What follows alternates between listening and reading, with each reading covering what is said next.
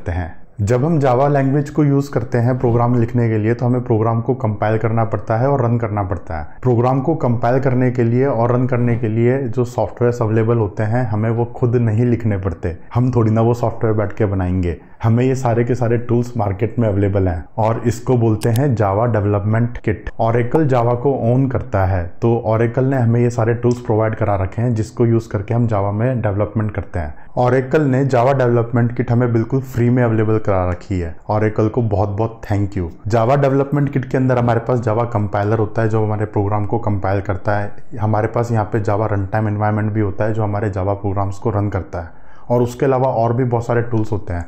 तो हम यहाँ पे ये सारे टूल्स को इंस्टॉल कर लेते हैं। तो हमें यहाँ पे सिर्फ JDK इंस्टॉल करना है। आप गूगल पे जाओ और गूगल पे सर्च करो जावा डेवलपमेंट किट और JDK फॉर शॉर्ट। गूगल भी काफ़ी समझदार है, अगर आप JDK टाइप करोगे तो भी वो आपको लिंक्स दे देगा जावा डाउनलोड करने के लिए। जो हमारे को यहाँ पे सबसे पहला लिंक मिलता है वो ओरेकल का है। हम लिंक पे क्लिक करते हैं तो हम यहाँ पे जावा के डाउनलोड पेज पे आ जाते हैं। यहाँ पे आपको मल्टीपल वर्जन्स दिख रहे होंगे जावा के। तो अब ये मल्टीपल वर्जन्स का मतलब क्या होता है? जैसे कि मैंने आपको कहा था जावा 1995 में रिलीज हुई थी, तो 1995 के बाद जावा के अंदर बहुत सारे चेंजेस करे गए, बहुत सारे फिक्सेस होते हैं, फीचर्स को ऐड किया जाता है। तो ऐसे हर साल ओरेकल अलग अलग वर्जन्स को रिलीज करता है। अभी यहाँ पे हमारे पास जावा 22, 21, 17 ऐसे करके 3-4 वर्जन्स दिख रहे होंगे। तो हमें यहाँ पे कौन सा वर्जन इंस्टॉल करना है? हमें यहाँ पे एक ऐसा वर्जन इंस्टॉल करना है जो कि ओरेकल लॉन्ग टर्म के लिए सपोर्ट करे।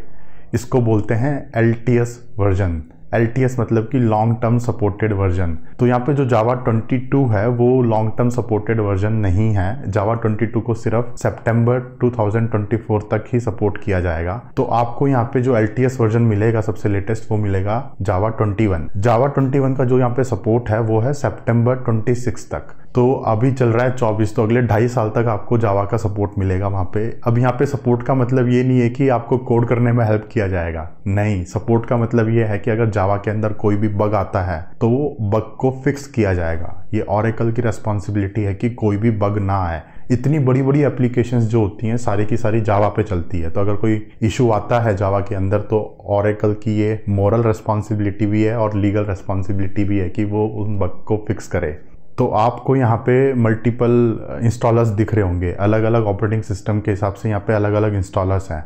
आपको आपके ऑपरेटिंग सिस्टम के हिसाब से यहाँ पे इंस्टॉलर को चूज करना है और डाउनलोड करना है। मेरे पास यहाँ पे फिलहाल मैक है तो मैं मैक के हिसाब से जावा को डाउनलोड कर रहा हूँ। डाउनलोड करने के बाद फाइल को आप ओपन करोगे तो आपको वहाँ पे इंस्टॉलेशन स्टेप्स दिखेंगे। एक एक करके आप इंस्टॉलेशन स्टेप्स को फॉलो करते जाओ और आपका यहाँ पे जावा इंस्टॉल हो जाएगा।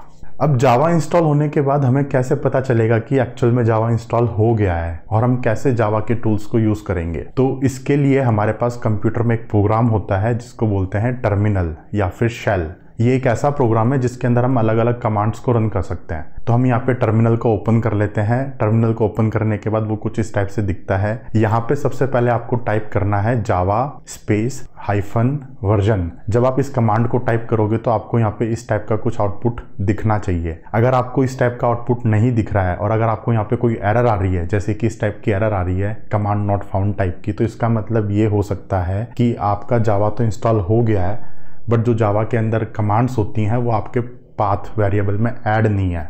अब पाथ वेरिएबल क्या होता है? जो हमारा टर्मिनल होता है ना, टर्मिनल के अंदर हम अपने इन्वायरमेंट वेरिएबल्स को एक्सपोर्ट करते हैं। जैसे कि अगर मैं यहाँ पे पाथ वेरिएबल को चेक करूँ अपने लैपटॉप के अंदर तो मैं इसको echo $path कमांड यूज करके चेक कर सकता हूँ। जैसे ही मैं इस कमांड को टाइप करूंगा मेरे को यहाँ पे पाथ वेरिएबल की वैल्यू दिख जाएगी। ये जो वैल्यू होती है ना ये अलग अलग डायरेक्टरीज होती हैं। वन डायरेक्टरी, उसके बाद सेमीकोलन होता है, फिर second directory and third directory and so on. तो इन डायरेक्टरीज के अंदर आपको जितनी भी कमांड्स अवेलेबल होती हैं वो सारी की सारी कमांड्स आपको टर्मिनल में अवेलेबल है। और ये जो कंसेप्ट है पाथ वेरिएबल का ये सिर्फ जावा पे अप्लाई नहीं होता है, ये बाकी सारी कमांड्स पे भी अप्लाई होता है। आप टर्मिनल के अंदर जो भी कमांड टाइप करते हो जैसे कि ls, क्लियर, ये जितनी भी कमांड्स हैं ये हमें ऑपरेटिंग सिस्टम अवेलेबल कराता है और ये कमांड्स का जो पाथ है वो हमने पाथ वेरिएबल में पहले से ऐड करा होता है। तो अगर आपको जावा कमांड नहीं मिल रही है तो इसका मतलब ये है कि जो जावा की बाइनरीज हैं वो आपके पाथ वेरिएबल में ऐड नहीं है। तो जहाँ पे आप लोगों ने जावा को इंस्टॉल करा है आप उस डायरेक्टरी को एक बार ओपन करो।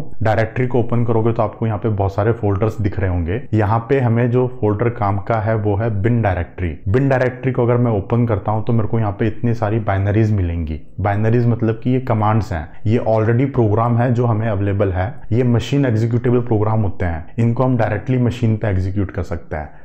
एक दो वीडियो पहले मैंने आप लोगों को बताया था कि जो जावा प्रोग्राम होता है उसको हम एक ही बार लिखते हैं और उसको एक ही बार कंपाइल करते हैं। कंपाइल करने के बाद वो अलग अलग प्लेटफॉर्म्स पे रन होता है। तो जिस ऑपरेटिंग सिस्टम के हिसाब से आपने यहाँ पे जावा को डाउनलोड करा है उस ऑपरेटिंग सिस्टम के हिसाब से ये बाइनरीज होती हैं। जैसे मेरे पास यहाँ पे मैक है तो ये जो बाइनरीज अवेलेबल हैं ये मैक के लिए हैं। अगर आपके पास विंडोज है तो विंडोज के हिसाब से यहाँ पे आपको बाइनरीज मिलेंगी। नाम आपका सेम होता है, जो भी बाइनरीज का नाम यहाँ पे दिख रहा है आपको भी वही नाम आपके बिन डायरेक्टरी में मिलना चाहिए। तो अब हमें क्या करना है, अब हमें ये बिन डायरेक्टरी के पाथ को अपने पाथ वेरिएबल में ऐड करना है। इसको कैसे करेंगे, इसका बहुत सिंपल सा तरीका है। आप यहाँ पे एक्सपोर्ट कमांड को यूज करो। एक्सपोर्ट पाथ इक्वल टू जो भी आपकी बिन डायरेक्टरी है वो कॉलन और वापस से डॉलर पाथ। अब इसका मतलब क्या हुआ, इसका मतलब ये हुआ कि जो मेरा पाथ वेरिएबल है उसकी वैल्यू ये वाली सेट कर दी जाए। ये जो नई वैल्यू सेट हो रही है ये कौन सी वैल्यू है, इसमें जो पुराना पाथ वेरिएबल है वो एज इज आ जाएगा क्योंकि मैंने यहाँ पे डॉलर पाथ यूज कर रखा है और उसके पहले मैंने यहाँ पे एक नया फोल्डर ऐड कर दिया। जैसे ही मैं ये पाथ वेरिएबल सेट करूंगा और वापस से मैं पाथ वेरिएबल की वैल्यू चेक करूंगा, यहाँ पे आपको ये जो नया पाथ है ये आपको सबसे पहले दिखना चाहिए।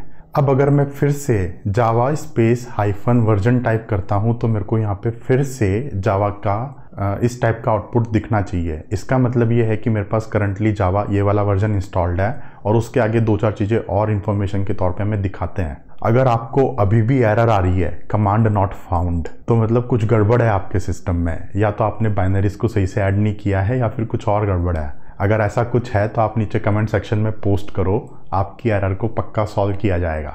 अब यहाँ पे हमारे पास जो जावा है, जावा एक रन टाइम एनवायरनमेंट है। जब हम जावा प्रोग्राम को रन करते हैं तो जावा कमांड देने के बाद ही हम प्रोग्राम को रन करते हैं, लेकिन हमें प्रोग्राम को कंपाइल भी करना पड़ता है। प्रोग्राम को कंपाइल करने के लिए हम यहाँ पे जावा सी कमांड को यूज करते हैं। जावा सी मतलब कि जावा कंपाइलर।